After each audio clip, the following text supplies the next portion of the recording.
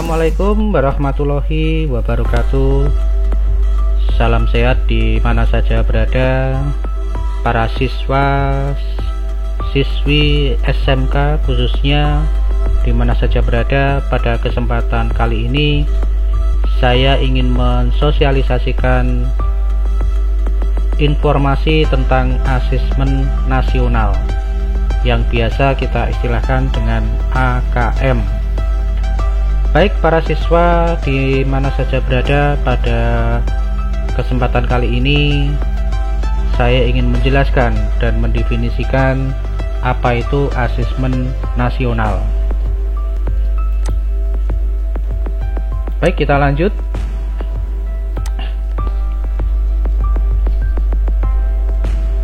Penjelasan AKM di sini meliputi dari yang pertama, apa itu AKM, kemudian apa alat ukur daripada AKM atau komponennya, kemudian apa saja yang akan diukur atau yang diuji dalam AKM, kemudian komponen AKM, berikutnya adalah tujuan AKM, teknis pelaksanaan, alokasi waktu, dan penutup.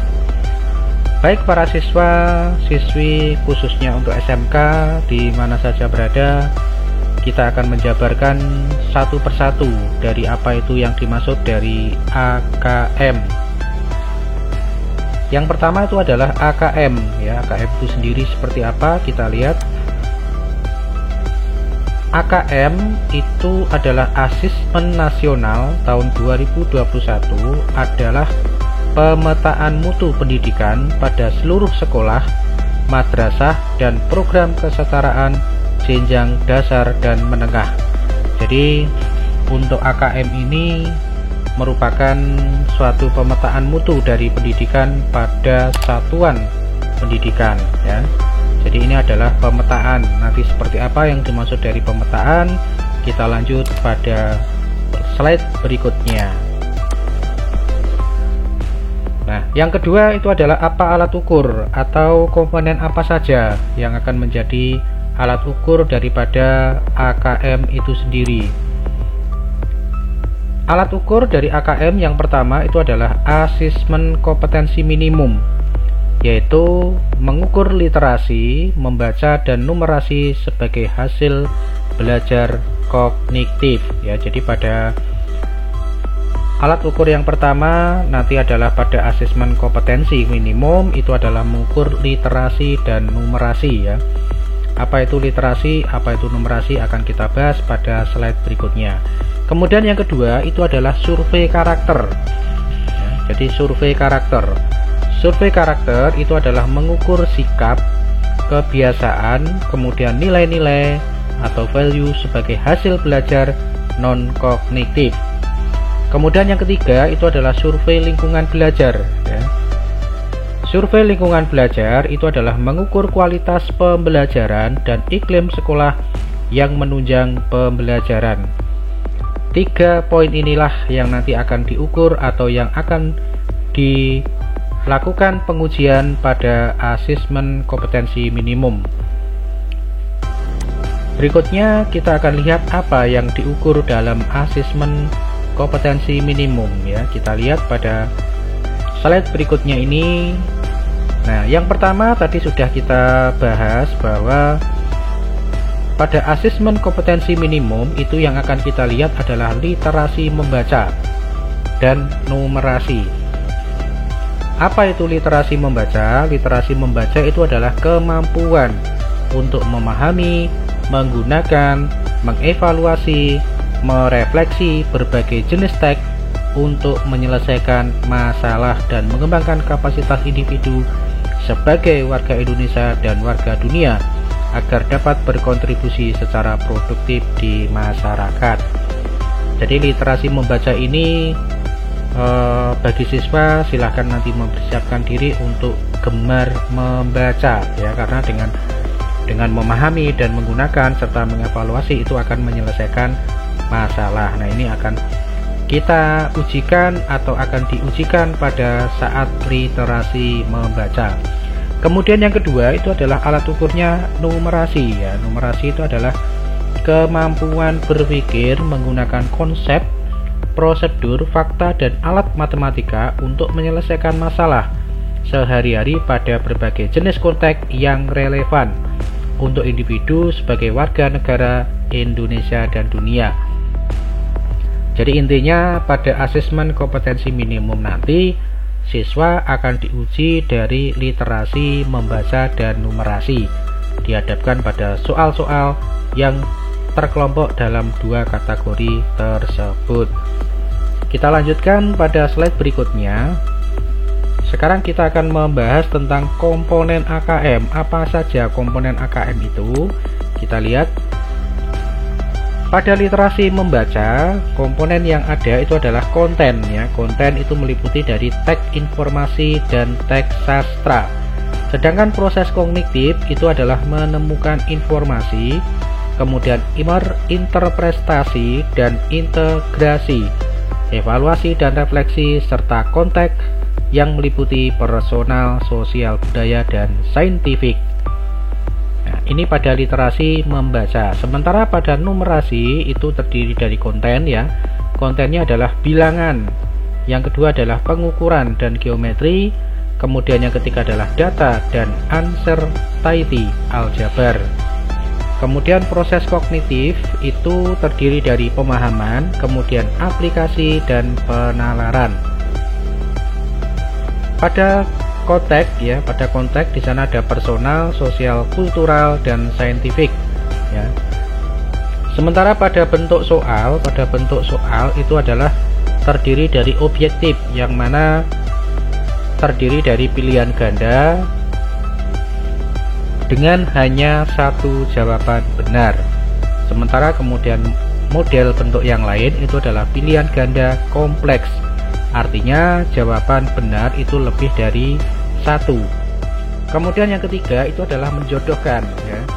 Mungkin dari kalimat 1, 2, 3 dijodohkan dengan 4, 5, 6. Nah itu nanti akan kita lihat di dalam latihan. Kemudian isian singkat ya. Isian singkat itu adalah meliputi angka, kemudian nama atau benda yang sudah baik set ya. Kemudian non objektif itu adalah esai. Jadi inilah bentuk-bentuk soal yang nanti akan disajikan dalam proses penilaian AKM atau asesmen kompetensi minimum. Kita lanjut pada berikutnya adalah karakter ya. Apa yang diukur dari survei karakter. Jadi yang kedua tadi adalah survei karakter. Jadi nanti siswa setelah melakukan pengerjaan atau sudah mengerjakan pada poin literasi dan numerasi, maka selanjutnya akan diberikan soal terkait dengan survei karakter. Nah, pada survei karakter ini yaitu pada karakter profil Pancasila, yang mana di sini ada 6 bagian yang meliputi poin yang akan dilakukan penilaian pada survei karakter.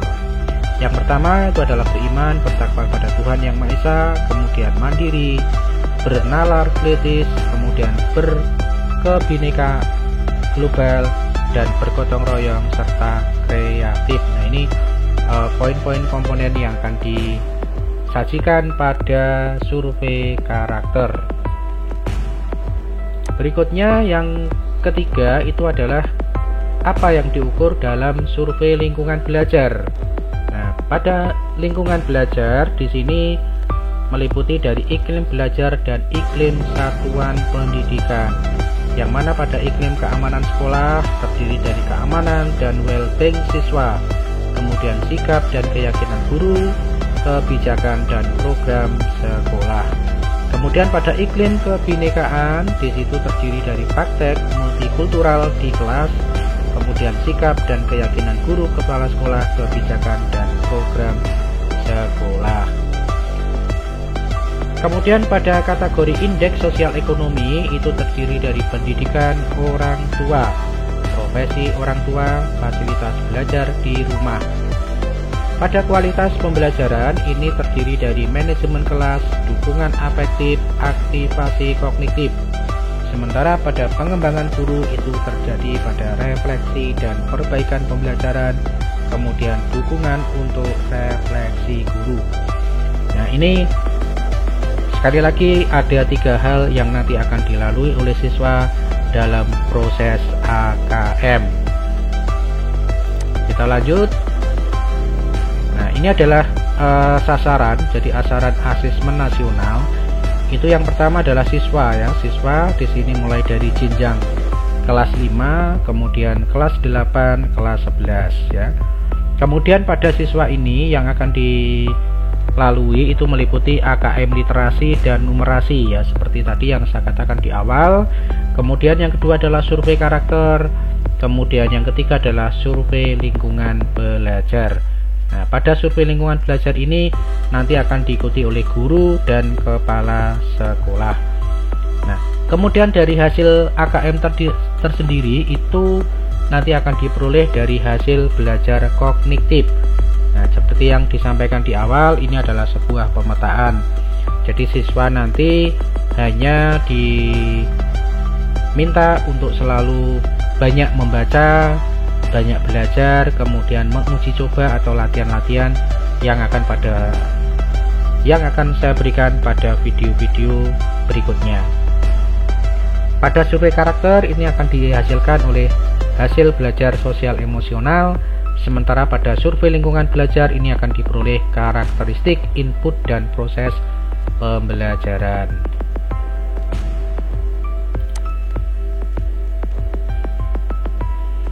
Nah, asesmen nasional ya, asesmen nasional seperti yang tadi dijelaskan di awal, ini adalah sasarannya murid kelas 5, 8, dan 11. Ketentuan siswa yang mengikuti pada asesmen nasional itu dilakukan oleh Kemendikbud dengan secara acak ya, oleh Kemendikbud untuk menjadi responden. Jadi pemilihan siswa itu dilakukan langsung dari pusat atau dari Kemendikbud. Jadi pihak satuan pendidikan tidak menetapkan dari peserta. Jadi seperti itu. Kemudian guru dan kepala sekolah ini nanti akan ada sosialisasi tersendiri yang akan diberikan oleh satuan pendidikan. Baik, kita lanjut pada halaman utama. Tadi sudah sampai pada komponen AKM. Nah, sekarang kita akan melihat tujuannya apa AKM itu ya. Kita lihat tujuan AKM, kita klik ya. Yang pertama itu adalah asesmen untuk meningkatkan mutu pendidikan ya. Nah, di sini kalau kita melihat dari bagian yang tampil itu mulai asesmen nasional dilakukan untuk mengevaluasi kinerja satuan pendidikan dan sekaligus menghasilkan informasi untuk perbaikan kualitas belajar mengajar yang kemudian diharapkan berdampak pada karakter dan kompetensi siswa. Jadi tujuan yang pertama itu adalah untuk evaluasi diri ya, evaluasi diri.